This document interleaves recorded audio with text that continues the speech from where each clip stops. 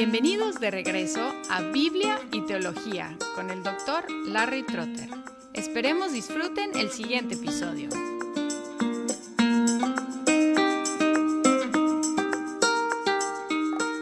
Hola y bienvenidos de regreso a Biblia y Teología. Estamos en una serie llamada Entre Dios y su pueblo, enfocada en los pactos. Y hemos estudiado el pacto de obras con Adán, el pacto de preservación con Noé, el pacto de promesa con Abraham y el pacto de ley con Moisés. Y ahora vamos a hablar del pacto del reino con David.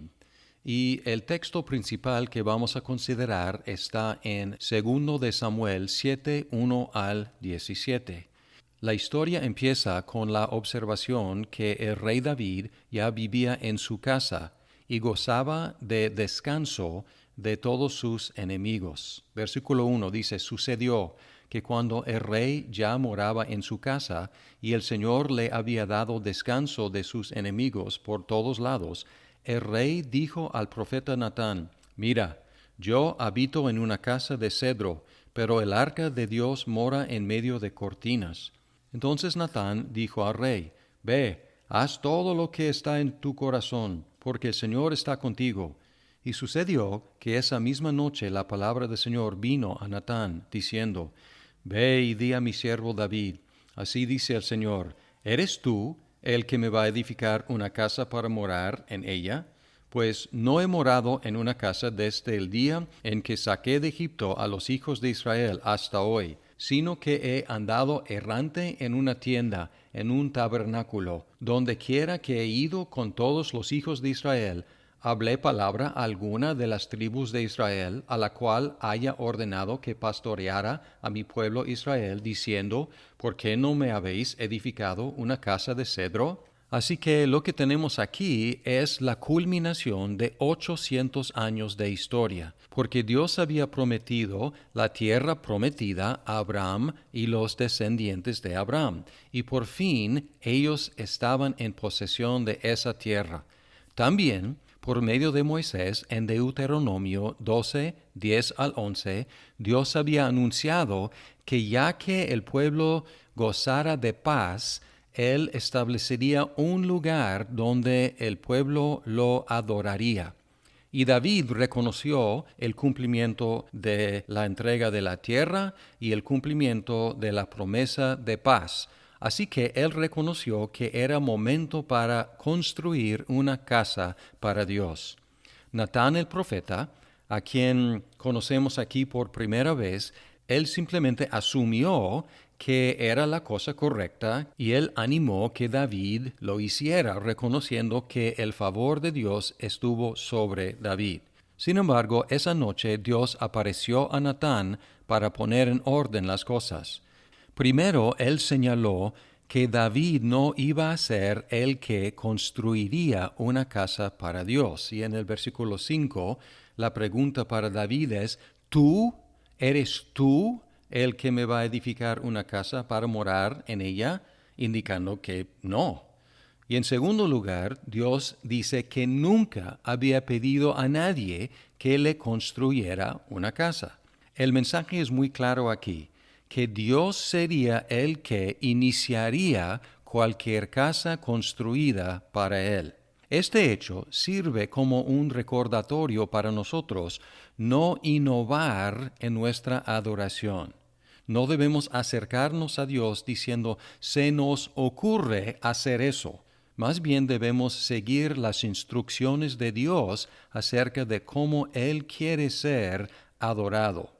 Y luego en los siguientes versículos 8 al 17, Dios, habiendo tomado la iniciativa con David, primero le recordó Dios a David lo que había hecho por él, y luego anunció lo que haría por David en el futuro. Leemos, ahora pues, así dirás a mi siervo David, así dice el Señor de los ejércitos, yo te tomé del pastizal, de seguir las ovejas, para que fueras príncipe sobre mi pueblo Israel. Y he estado contigo por donde quiera que has ido, y he exterminado a todos tus enemigos de delante de ti. Y haré de ti un gran nombre, como el nombre de los grandes que hay en la tierra.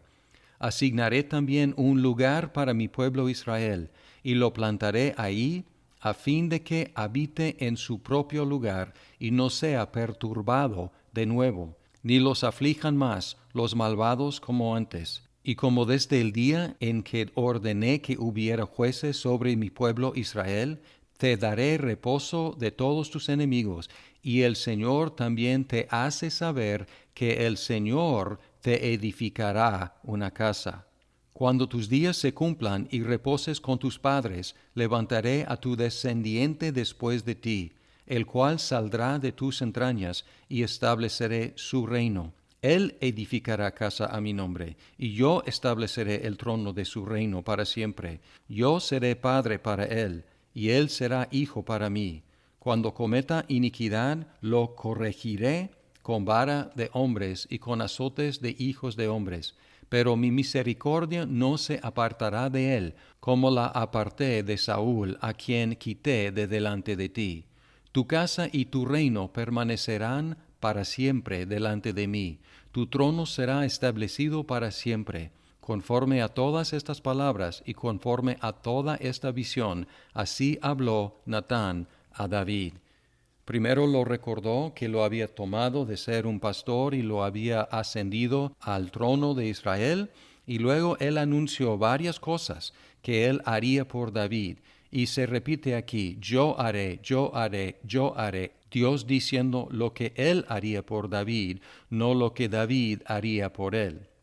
En primer lugar, en el versículo 9, Dios dice que él le daría a David un gran nombre, la misma promesa que él había dado a Abraham. También el Señor dijo que él establecería un lugar para que su pueblo esté plantado ahí. Versículo 10.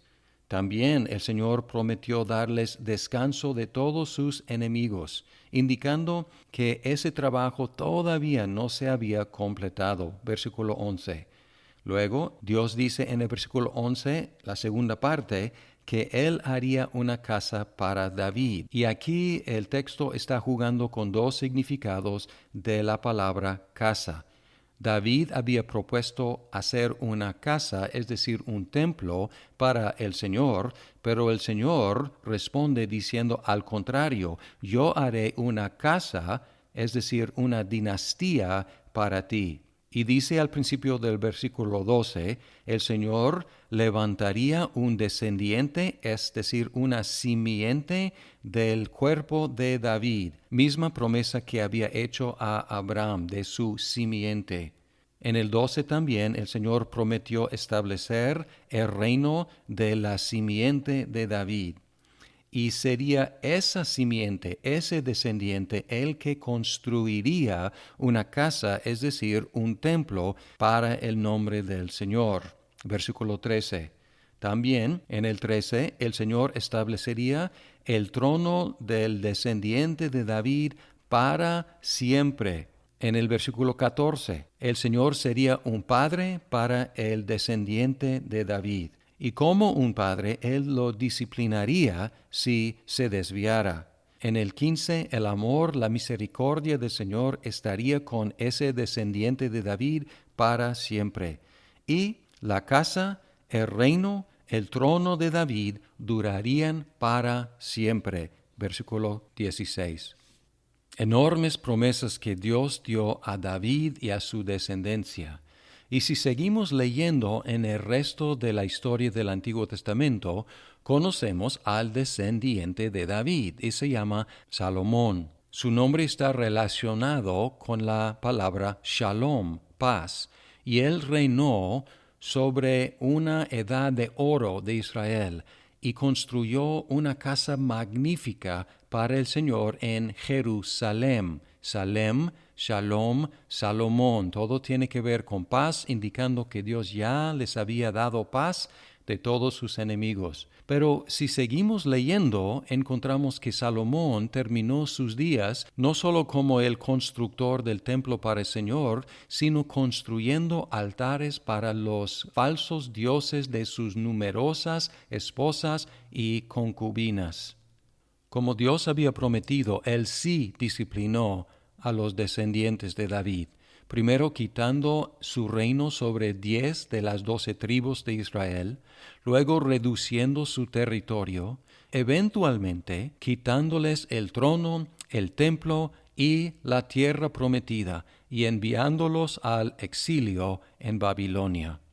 Al final de la historia del Antiguo Testamento había una pequeña esperanza para el futuro de la dinastía de David, porque el pueblo había regresado, o más bien un remanente del pueblo había regresado a la tierra y estaban siendo gobernados por un descendiente de David como gobernador. Y ellos habían reconstruido el templo, pero una versión mucho más modesta en comparación con el templo de Salomón.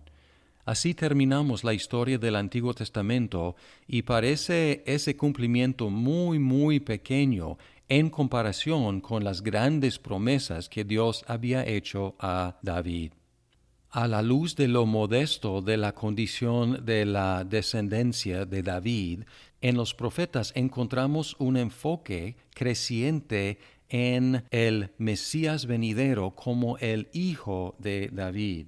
Por ejemplo, en Isaías 9, 6 al 7, dice, porque un niño nos ha nacido, un hijo nos ha sido dado, y la soberanía reposará sobre sus hombros, y se llamará su nombre Admirable Consejero, Dios Poderoso, Padre Eterno, Príncipe de Paz. El aumento de su soberanía y de la paz no tendrá fin, sobre el trono de David y sobre su reino, para afianzarlo y sostenerlo con el derecho y la justicia, desde entonces y para siempre. El celo del Señor de los ejércitos hará esto. La esperanza del cumplimiento de las grandes promesas a David empezó a enfocarse en el Mesías venidero, que sería hijo de David. Llegando al Nuevo Testamento, encontramos muchas referencias a Jesús como el Hijo de David, que reinaría para siempre. Por ejemplo, Hechos capítulo 13, 22 y 23.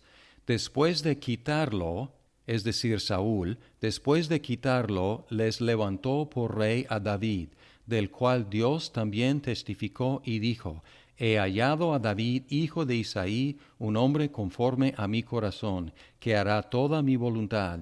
De la descendencia de éste, conforme a la promesa, Dios ha dado a Israel un Salvador, Jesús. Por lo tanto, podemos concluir que las promesas hechas por Dios a David están siendo cumplidas en el reino del Rey Jesús, sobre un reino que sigue expandiendo y está incluyendo a cientos de millones de personas, lo cual es un cumplimiento mucho mayor que un pequeño reino en el Medio Oriente. Y debemos observar un principio de la interpretación bíblica. Es este: si Dios ha hecho más, no hizo menos. Si Dios hace una promesa y cumple esa promesa en gran manera, no falló en cumplir su promesa, hizo más en lugar de menos. Y es importante observar este principio porque durante los últimos 150 años ha habido una corriente muy fuerte en el cristianismo occidental que está fascinada con la nación moderna de Israel, con la ciudad de Jerusalén, con la reconstrucción del templo en el futuro y con la restauración del trono de David sobre esta nación moderna de Israel. El problema con este esquema es que regresa a algo menor en lugar de enfocarse en lo mayor que Dios está haciendo por medio del Rey Jesús. Y es una tendencia humana. Nosotros podemos perder la grandeza de lo que Jesús está haciendo fijándonos en los pequeños placeres o poderes que podemos encontrar y lograr en esta vida. El reformador Juan Calvino escribió sobre la necesidad de la ruina del rey Salomón con todo su esplendor. Calvino observó: de otra forma, nos habríamos detenido demasiado pronto, puesto que los seres humanos siempre buscan su felicidad aquí abajo. Aunque Dios nos levanta nuestras cabezas y nos fuerza a considerar su reino eterno, continuamos siendo pobres bestias con nuestros hocicos clavados en pastos podridos. A la luz de las noticias diarias o a la luz de las múltiples cosas que están pasando en nuestras vidas, tenemos que recordar que el suceso más importante de nuestros días y de toda la historia es que el Rey Jesús está reinando sobre un reino que sigue expandiendo y está cubriendo todas las naciones. Nos llama a levantar nuestra vista de estos pastos podridos y alinear nuestras vidas y nuestras prioridades con lo que es más importante, su reino que ya se inauguró y un día se va a consumar. Muchas gracias por escuchar este episodio de Biblia y Teología. Esperamos que el programa sea de provecho para su vida. ¡Hasta pronto!